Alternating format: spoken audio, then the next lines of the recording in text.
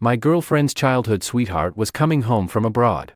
Word on social media was they'd been exchanging posts about how the missed regrets will finally be made right. To make room for her white moonlight. She'd coldly broken up with me. Julian lands tomorrow. Let's end this cleanly. I watched Olivia packing her suitcase. And I felt absolutely nothing. 3 years of devotion deserved some return on investment. I wrapped my arms around her waist from behind. Fair enough. But since we haven't officially split yet, you're still my girlfriend tonight. I don't mind exercising my boyfriend privileges one last time. Ignoring her struggles and protests, I pressed her hard against the floor-to-ceiling window, staring at the first light of dawn outside. I couldn't help but push harder. I hoped this Julian guy wouldn't mind the body I'd inspected for him. By mid-morning, I was feeling fresh and clear-headed. I blocked and deleted every contact. Walked out without a trace. The bedroom reeked of something indescribable. The AC droned on, cutting through some of the heat trapped under the covers. Olivia lay sprawled on the bed, her nightgown torn open and hanging precariously at her hips. Several red marks stood out starkly against her pale back-me handiwork from last night when I'd lost control. She was still asleep. Brows slightly furrowed. A flush not quite faded from her cheeks. Tear tracks glistening at the corners of her eyes. She'd cried pretty hard last night. Started with curses and struggles, calling me a pervert and shameless. Then moved on to begging and whimpering. And finally, she couldn't help but meet me halfway. 3 years. I'd worshipped her like a goddess. Afraid I'd hurt her.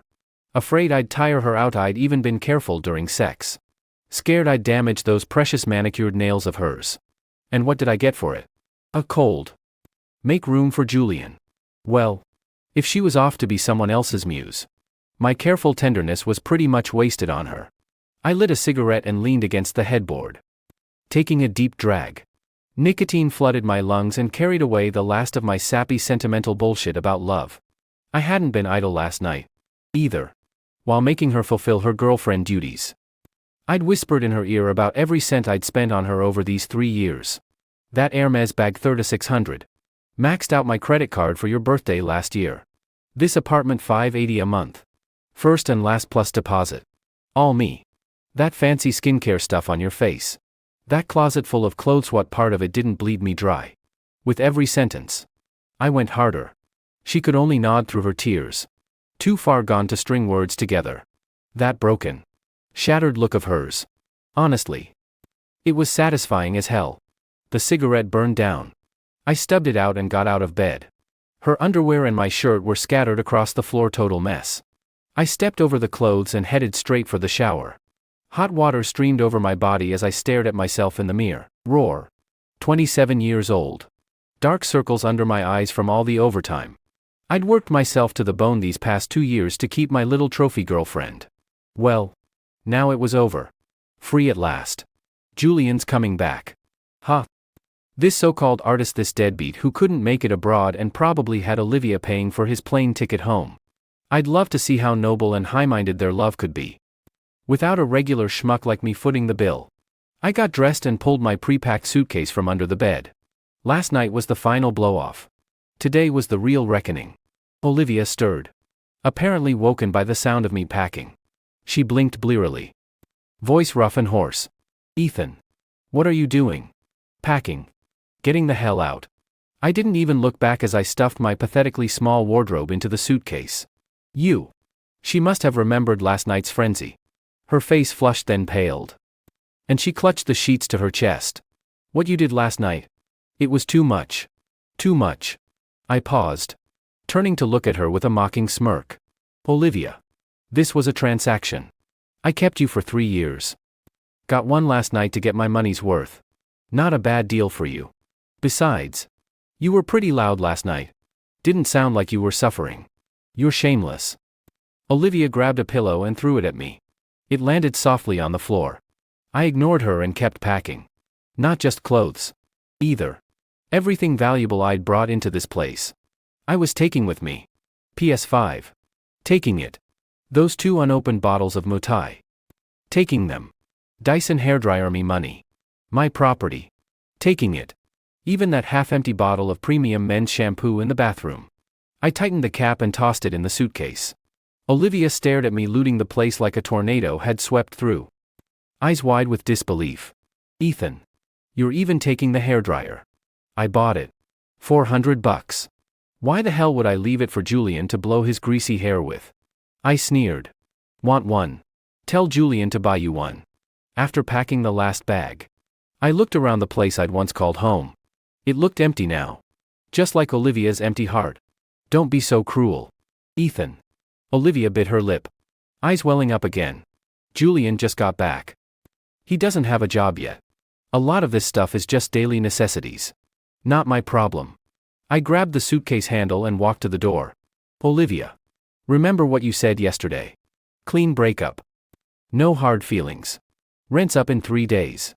Already told the landlord we're not renewing. Consider those 3 days my final gift to you star-crossed lovers. With that, I didn't glance at her again. I pulled open the door and walked out. The moment the door clicked shut, I heard something shatter inside. Good. Out with the old. Outside the apartment complex. The sunlight was bright enough to make me squint. That weight I'd been carrying on my chest for so long. It felt like someone had just lifted it right off. I pulled out my phone and opened WhatsApp. The pink avatar pinned at the top. Still labeled baby. I tapped into it and hit block without a second thought. Phone number. Blocked. Venmo friend. Deleted. TikTok. Unfollowed and blocked. After all that, the phone felt lighter in my hand. I called a moving van and hauled everything straight to my new apartment near the office. It was smaller, only about 400 square feet, but it was close to work. And the place was newly renovated. Best of all, it didn't smell like Olivia. By the time I finished settling in, it was 2 in the afternoon. My stomach was growling loud enough to hear. Back in the day. This time of day I'd probably be ordering her that fancy salad she loved, the one with the $5 delivery fee, and worrying she'd throw a fit if it arrived late. Now, I walked downstairs and stepped into a noodle shop. Boss. Big bowl of beef noodles. Extra meat. Add an egg. You got it. A steaming bowl arrived. Red chili oil glistening across the surface. I ate like a man starved. Sweat dripping down my forehead. Felt so fucking good. This is what living feels like. Full and satisfied. I headed back to the office to clear my leave. I'd taken 2 days off to deal with this breakup bullshit. No sooner had I walked in than Tyler Brooks, me arch nemesis. Team 2's lead, sauntered over with that snide tone of his. Well, if it isn't Director Ethan. Back from his little personal emergency. Heard you had some family stuff. All sorted. The guy had always resented my numbers and thrown every obstacle he could my way. I glanced at him. I was in too good a mood to bother. All sorted. Single and free. From now on, I'm focusing on the money. Tyler blinked. Apparently caught off guard that I'd just come right out and say we broke up. No way. Damn. That's a shame. Your girlfriend looked like a movie star. Pretty doesn't pay the bills. Does it? I sat down at my desk and booted up my computer. Tyler. You're still behind on your monthly numbers. Right. Instead of sticking your nose in my personal life, maybe make a few more calls. Tyler huffed and walked off. Having gotten nowhere. I'd barely sat down when the boss's secretary came over. Mr. Hale. Mr. Carter wants to see you in his office. Says there's a big client to discuss. I straightened my tie and headed for the general manager's office. Pushing the door open, I saw Mr. Carter and a woman on the sofa. Sharp, tailored business suit. Long hair pulled up, exposing a graceful neck. She turned at the sound of the door. Striking, confident face. Sharp eyes though for a split second when she saw me. I caught a flicker of something playful. Ethan. This is Director Sutton from Sutton Group. Scarlett Sutton. Mr. Carter made the introduction with a cheerful smile. Scarlett. Meet our top sales rep Ethan Hale. I extended my hand with a polite smile. Pleasure to meet you. Director Sutton. Scarlett stood and shook my hand. Her hand was soft, but her grip was firm. Director Hale. I've heard so much about you. She didn't let go right away. Those eyes, like she could see right through you, held my gaze. I hear you're very good at what you do. Our annual procurement project at Sutton, think you've got what it takes to handle it. I knew that project. Total value over $20 million. If I landed it, the commission alone would earn back every dime I'd spent on Olivia and then some. I felt that old fire stirring. If you give me the chance. Director Sutton. I'll make sure you're satisfied. Scarlett smiled. Smiled like a fox who'd just spotted her prey. All right. Then. Dinner tonight. We can talk details. Mr. Carter was practically making eyes at me from the side. This was the golden goose. Had to keep her happy. I nodded. I'd be honored. Walking out of the office. I patted my pocket where my phone was. Silent. No frantic calls from Olivia blowing up my phone.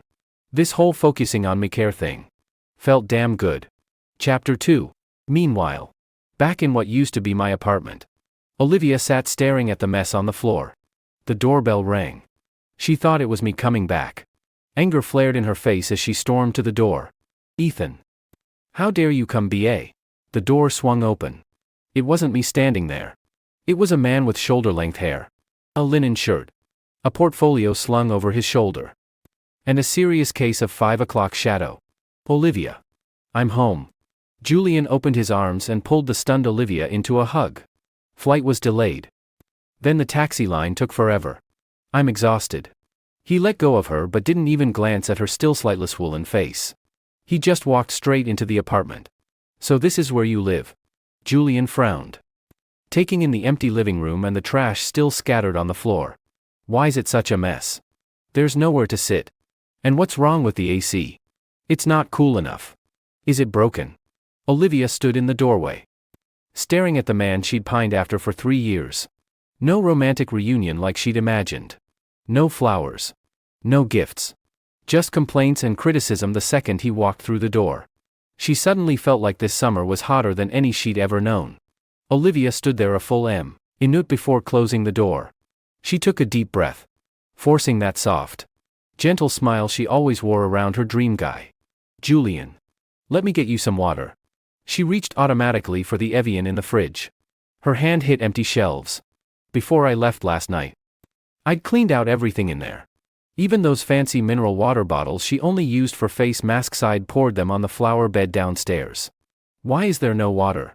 Julian flopped onto the sofa, the only piece of furniture still intact. Because it was too big for me to bother moving. He propped his feet up.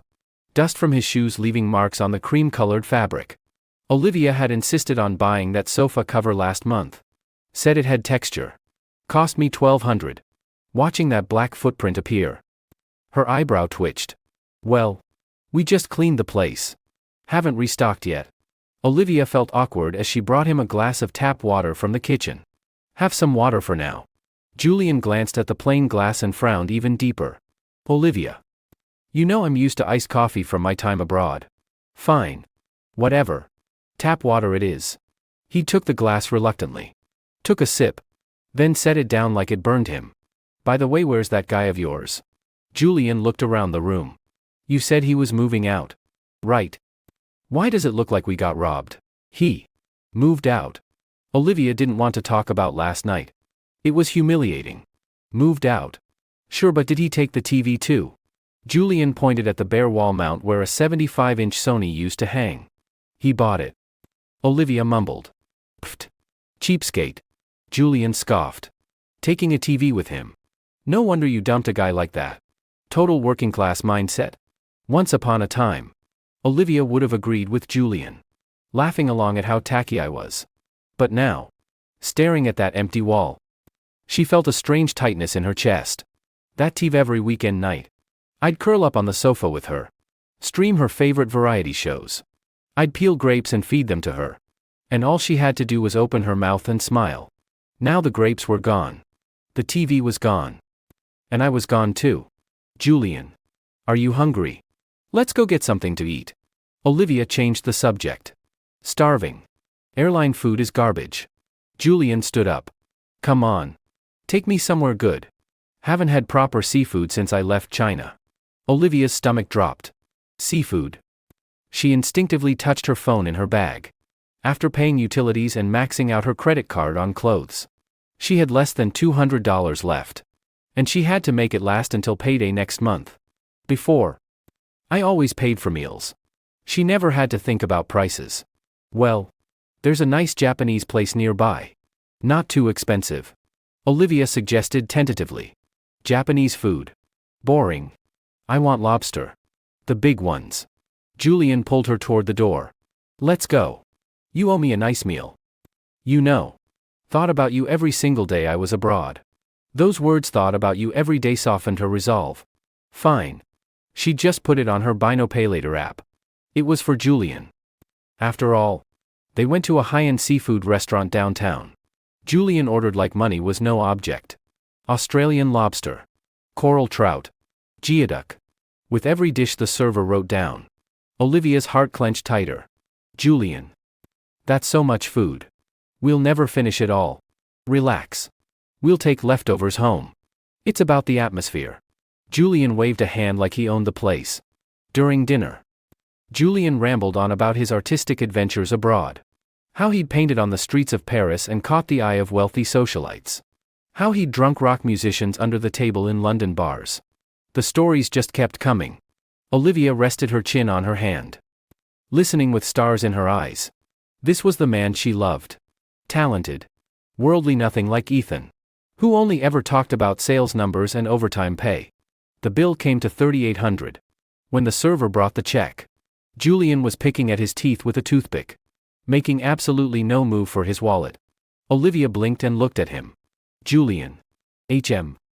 He looked perfectly innocent. Go pay. Babe. Oh. Right. Olivia gritted her teeth, pulled out her phone, and pulled up her payment QR code. Beep. Insufficient funds. Her face burned with embarrassment. Can I try a different card?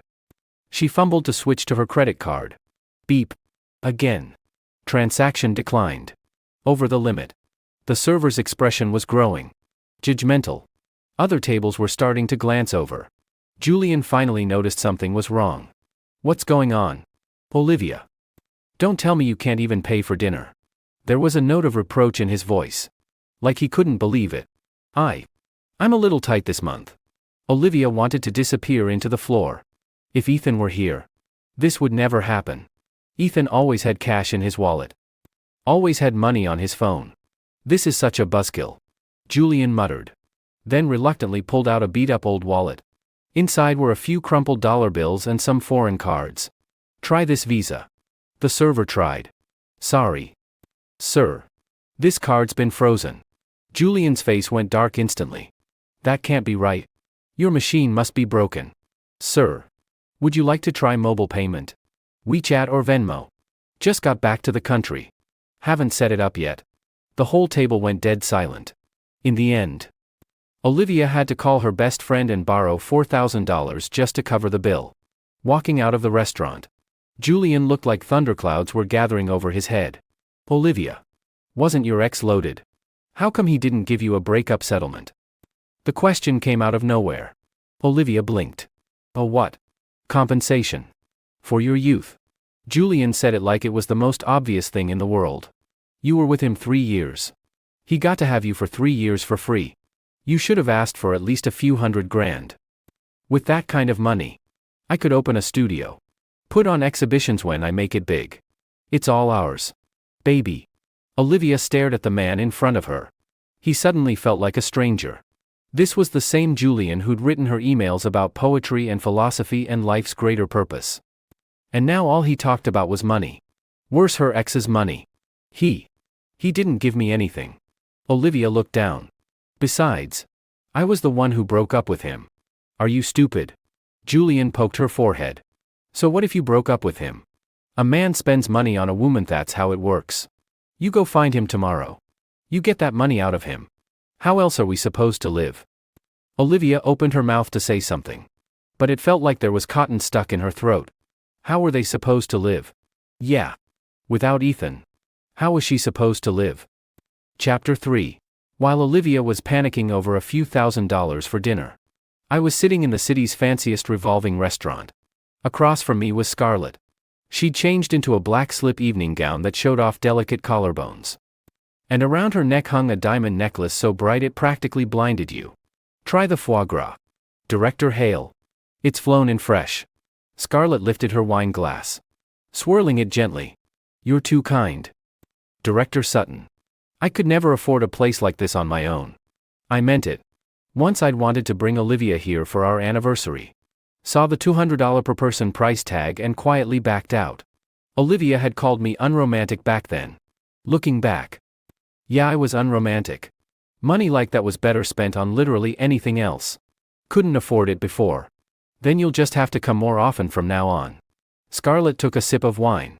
Her eyes locked on mine. Crush this project for me. Director Hale. And you'll be eating the finest delicacies money can buy. Foie gras will be the least of it. Then I'll give it everything I've got. I raised my glass too. After a few rounds. The conversation drifted from work toward more personal territory. Scarlett was easy to talk to. No pretension. Great sense of humor. Sharp and well-read. Talking to her, I didn't have to tiptoe around her feelings or worry I'd say the wrong thing and set her off. This kind of equal-footed conversation. It was more relaxing than anything I'd felt in years. Heard you just went through a breakup. Scarlett asked out of the blue. My hand paused mid-cut on my steak. Tyler's got a big mouth. Doesn't he? It wasn't him. Scarlett smiled. I'm good at reading people. You walk in today all fired up and ambitious. But there's something hard in your eyes. That's the look of a man who's been betrayed. This woman. She was sharp. Don't laugh. Picked the wrong person. Cut my losses and moved on. Smart man. Scarlett set down her fork and knife. Leaning forward slightly. She had no idea what she was missing. If it were me, I'd never let a catch like Director Hale get away. For a moment. We were very close. I could smell her perfume, something expensive. Woody. Assertive. Is Director Sutton hitting on me? I joked. Emboldened by the wine. You can take it that way. Scarlett owned it without a flicker of embarrassment. I'm interested in you, Ethan. And not just professionally. Having a beautiful, wealthy woman come on to you that directly. Anyone would lie if they said it didn't do something for them. But I just climbed out of one hole. Didn't feel like jumping straight into another. I'm flattered. Director Sutton. But right now, I'm only focused on making money. Making money and dating aren't mutually exclusive. You know. Scarlett winked. I've got money. And I can help you make more. You sure you don't want to consider it? Who could say no to that? How about we start as business partners first? I raised my glass and clinked it against hers. Deal. Chapter 4. The next day. Olivia was woken up by the landlord's call. Ms. Reed. Your lease is up tomorrow. When are you moving out? The landlord's booming voice gave her an instant headache. What? Tomorrow. Olivia blearily checked her phone. Sure enough, only one day left until the date I'd arranged with the landlord. Is there any way you could give us a few more days? More days? I already rented it out. The new tenants move in the day after tomorrow. The landlord sounded annoyed. Just get out. I need the keys by noon tomorrow. Or I'm keeping your security deposit. Olivia hung up and stared at Julian. Still snoring away in bed. It was already late morning and he showed zero signs of getting up. Julian. Wake up. She shook him. We have to move.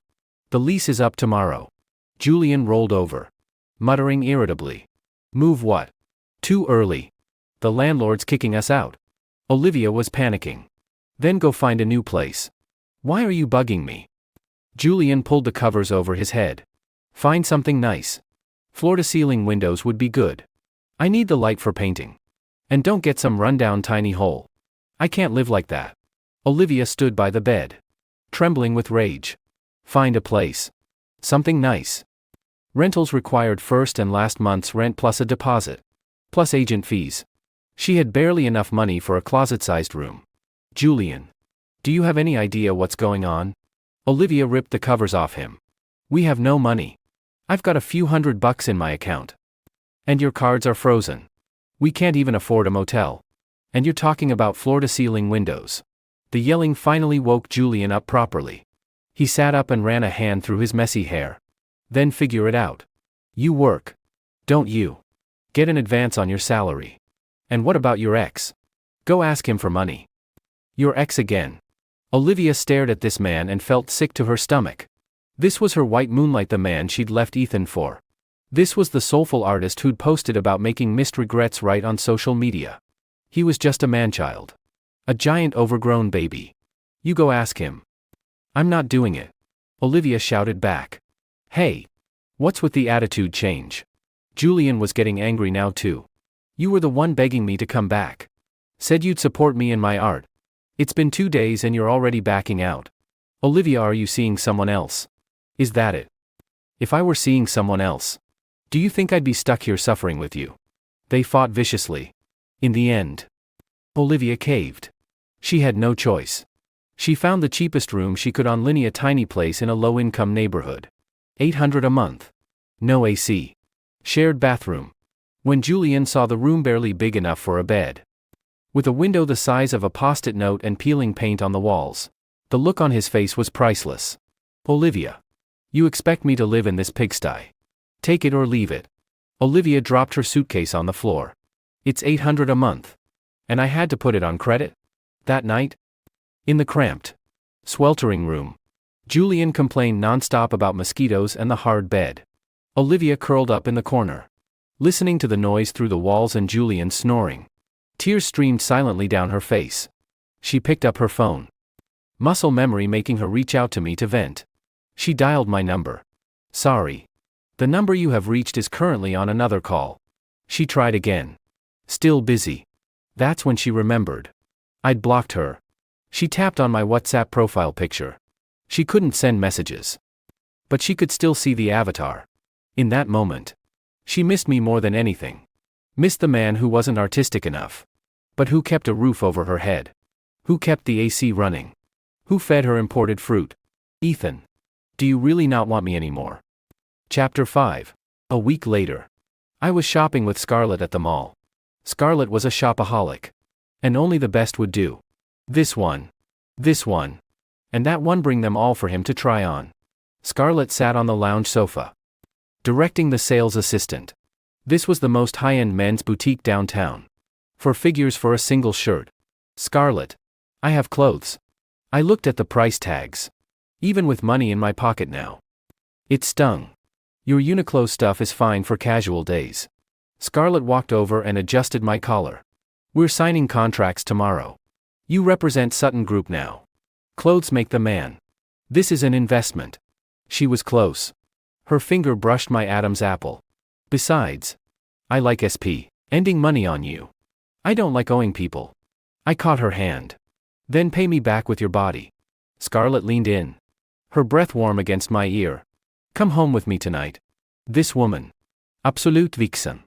We were flirting back and forth when an unwelcome voice cut through. Ethan. I turned. Olivia was standing at the store entrance, holding 2 cups from Mixuith cheap bubble tea chain. She was wearing a faded t-shirt and wrinkled jeans. No makeup. Sallow skin. Dark circles under her eyes. Next to the radiant Scarlett. She looked like she belonged in a completely different world. And beside her stood the infamous Julian. Greasy long hair. Loud Hawaiian shirt. Flip-flops. He was staring at Scarlett like he'd never seen a woman before, pure greed in his eyes. Well, fancy running into you here. I raised an eyebrow. Didn't let go of Scarlett's hand. If anything, I pulled her closer by the waist. Getting bubble tea. I see. I glanced at the cups in Olivia's hands. She used to only drink Starbucks and Hey Tea. Places like Mixu cheap. $3 drinks she wouldn't have glanced at twice. Ethan. Who is she? Olivia stared daggers at Scarlett, eyes burning with jealousy and disbelief. We'd only been broken up a week, and I already had someone new. This woman looked richer, classier, and if she was being honest, prettier than her. I'm Ethan's girlfriend, Scarlett Sutton. Scarlett introduced herself smoothly, but her eyes were ice cold. She'd already heard all about my nightmare ex. Now that she was face to face with the real thing, she wasn't about to play nice. Girlfriend. Julian butted in. He looked Scarlett up and down like she was a piece of meat. Beautiful. But your taste could be better. What's so great about a guy who just works for a living? How about you and I get acquainted? I'm an artist. A painter. Julian flipped his greasy hair like he thought he was hot stuff and held out his hand. A painter. Scarlett laughed a sharp, mocking sound. She didn't take his hand. Looks more like a beggar to me. When did this mall lower its standards so much? Letting people in wearing flip-flops. Why you? Julian's face went bright red with rage. What's that supposed to mean? You think money makes you better than everyone? Money does make me better than everyone. Scarlett pulled a black card from her bag and handed it to the sales assistant. Everything he tried on. Ring it all up. Also call security. These people are ruining my shopping experience. The sales assistant, who'd been side-eyeing Julian this whole time, rushed off to get security immediately. Ethan, you're just gonna let her talk to us like that? Olivia finally snapped. She looked at me with red-rimmed eyes. We loved each other for 3 years. You said it yourself, it was 3 years ago. I looked at her coldly.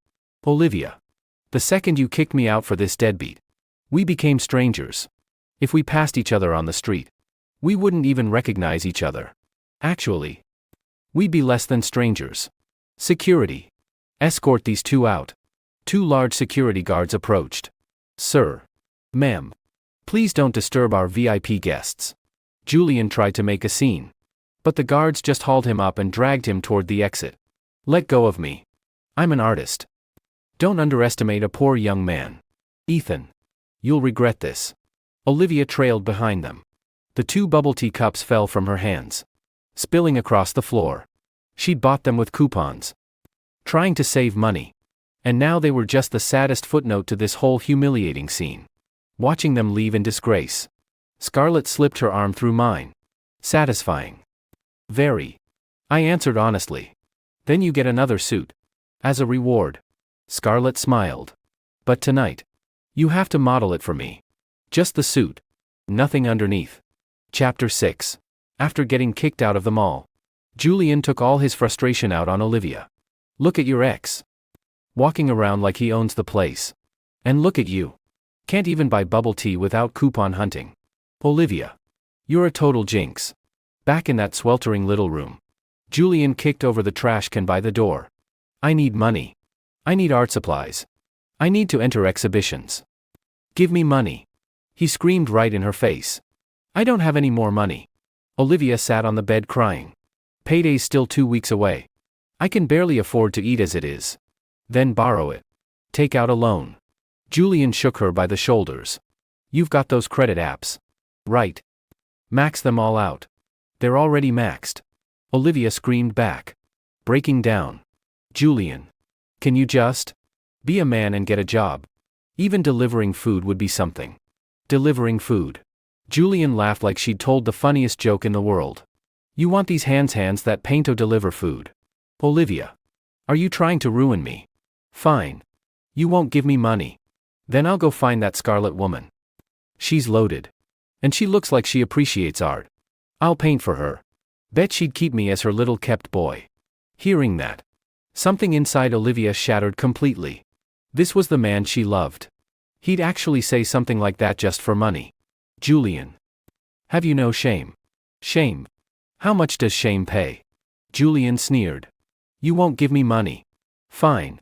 I'll find it myself. He started rummaging through everything. Where's that gold necklace? And the diamond ring? All that jewelry Ethan gave you, where is it? Olivia clutched her bag to her chest in terror. What are you doing? Selling them. Obviously. Julian snatched her bag and dumped everything out on the floor. Your Ethan was generous. At least. All real gold and everything. He found a gold necklace, the one I'd given her for Valentine's Day last year. Olivia had thought it was tacky back then. Never worn it once. Now it was Julian's lifeline. This'll get me a few grand easy. Julian grabbed the necklace and headed for the door. Give it back. It's mine. Olivia lunged for him. Get off me. Julian shoved her hard. Olivia crashed into the bed frame. Her forehead split open on impact. Blood running down her face. Julian didn't even glance at her. He just grabbed the necklace and slammed the door behind him. Olivia pressed a hand to her forehead. Blood seeped between her fingers, blurring her vision. She curled up on the dirty floor, sobbing her heart out. If only she hadn't broken up with me. If only she'd never asked Julian to come back. If only yesterday she'd just swallowed her pride and begged Ethan. Her hands shaking. She pulled out her phone. That familiar number was still blocked. She borrowed her neighbor's phone and sent a text to my number. Ethan. I'm hurt. There's so much blood. I miss you. Can you come see me? I know I was wrong. I really do. 5 minutes later. The phone rang. Olivia answered. Voice trembling with hope. Ethan. Ms. Reed. I presume. A man's voice she didn't recognize. This is Mr. Hale's assistant. Mr. Hale asked me to relay a message. If you're hurt, call 911. If you miss him, go pray. Stop calling from different numbers to harass him. Or we'll file a police report. Click. The line went dead. Olivia's hand fell limp at her side. The phone slipped to the floor. Screen cracked. Just like her heart. Shattered into a million pieces. So that was it. When you missed your chance with someone. There really was no going back. Chapter 7. Julian took the money from selling the necklace and didn't buy a single art supply. He went straight to an underground casino. Turns out he'd come run back to the country because he'd racked up massive gambling debts abroad. A leopard doesn't change its spots. That few $1,000s. Gone in less than half an hour. He tried to win it back. Borrowed from loan sharks. Naturally. He just dug himself deeper. 3 days later. The debt collectors showed up. A few guys with tattooed arms blocked the doorway of that tiny room. Pay up. $5,000. Principal plus interest. Julian cowered behind Olivia. I don't have money. Talk to her. She's my girlfriend. She's loaded. Her ex is a big shot. Olivia stared at Julian in disbelief. Julian. You're the one who owes them. Why should I pay? Husband's debt. Wife pays. That's how it works. Julian shouted like he was in the right. Guys. Take her. Make her go get money from that Ethan guy. Ethan's got tons of cash. The lead guy looked Olivia up and down. A little rough around the edges now. But you could tell she'd been beautiful once. Fine. If you've got no money. I'm sure we can work out another arrangement. The man grinned lecherously and reached for her face. Don't touch me. Olivia screamed and scrambled away. Help. Somebody help. That's when the door flew open. It wasn't me coming to the rescue. It was the police. Nobody move. Police. A neighbor had called them. Everyone got hauled down to the station. I got a call from the police too. Julian wouldn't stop yelling about how I was Olivia's sugar daddy. So they needed me to come in and make a statement. Scarlett and I showed up at the station together. Olivia was huddled in a corner. Trembling. The cut on her forehead still healing. Julian was cuffed to a radiator. Still muttering curses. When she saw me walk in. Olivia's eyes lit up. Ethan. She tried to run to me. But Scarlett stepped in her path. Stay away from my boyfriend. Scarlett said it coldly. Officer. I think I can clear this up. I handed several files to the police. This man Julian Voss has multiple fraud and gambling charges abroad. A friend pulled his rap sheet for me.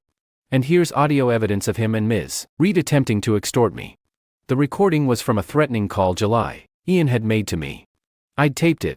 The officer glanced through the files. Expression growing serious. Julian Voss. Looks like you've got quite a record. Julian panicked. That's lies. I'm an artist. Artist my ass. I walked over and looked down at him. You owe $30,000 to a syndicate overseas. They've issued an international warrant. You came back here to find some sucker woman to pay your debts for you. Tough luck. You picked the wrong sucker. Olivia's not just BR. Okesh's dumb too. I turned to look at Olivia. She sat there frozen. Absorbing everything I'd just said. You hear that? I pointed at Julian. This is your white moonlight. A gambler. A con artist. A scumbag. You threw away the man who adored you. Who'd have done anything for you for this? Olivia. Did all your brains go into growing your hair? Olivia was shaking now. Tears streaming down her face nonstop. I didn't know. I really didn't know. I thought he loved me. Loved you. Julian suddenly laughed a harsh, ugly sound. Olivia. Look in a mirror sometime. What have you got going for you besides your face? You think I'd go for a basic woman like you if you weren't gonna support me? Now your friend over there's got taste. He leered at Scarlett. Smack. Scarlett backhanded him across the face. Watch your mouth. That was for every woman you've ever manipulated and lied to. Julian just stared. Stunned. The police dragged him away. What waited for him was justice and a long prison sentence. As for Olivia. She got a few days in custody too. For aiding and abetting. Walking out of the police station. Scarlett slipped her hand through my arm and breathed in the fresh air. Quite the show. Though. She does look pretty pathetic. I glanced back at the station doors. Pathetic people always have it coming. Everyone pays for their choices. Come on. Let's go home. Home. Which home? Our home. Chapter 8. The day Olivia was released from detention. It was pouring rain. Nobody came to pick her up. She had no money. And her phone was dead. She walked through the rain back to the apartment that was already past its lease. The landlord had thrown all her things out into the mud. Her clothes, all the ones I'd washed and kept nice and fresh for her, were covered in filth. She knelt in the rain and picked up a white dress. Stained and trampled. It was the one I'd bought her for our first date. Senior year of college. She held it to her chest and sobbed. Right there in the downpour. She finally understood what she'd lost. It wasn't an ATM. It wasn't a Livian maid. It was the only person in this cold, cruel city who'd truly loved her would kept the rain off her back. She became obsessed with seeing me. She camped out in front of my office building. Security wouldn't let her in. So she knelt at the entrance. Drew quite a crowd. Tyler even took a video and sent it to me. Boss. Your ex is putting on a real pity party down there. I watched the video of the woman soaked through like a drowned rat. And I felt absolutely nothing. Scarlett was in my office. Straightening my tie. Want to go down and talk to her? Nah. I picked up the intercom. Security. Get that woman out of the entrance. She's bad for business. If she won't leave, call the police. 10 minutes later. Olivia was forcibly removed. Heard she kept screaming my name the whole time. Ethan. I'm sorry. Ethan. Take me home. Too bad. That home was long gone. 3 months later. Scarlett and I got married in Bali. Small wedding, just close friends and family. Scarlett in her white wedding dress. Beautiful as an angel. As I slipped the ring on her finger, she whispered playfully in my ear. Ethan Hale. From now on. Your money is mine. And I'm all yours. Deal? I kissed her. Meanwhile. On the other side of the city.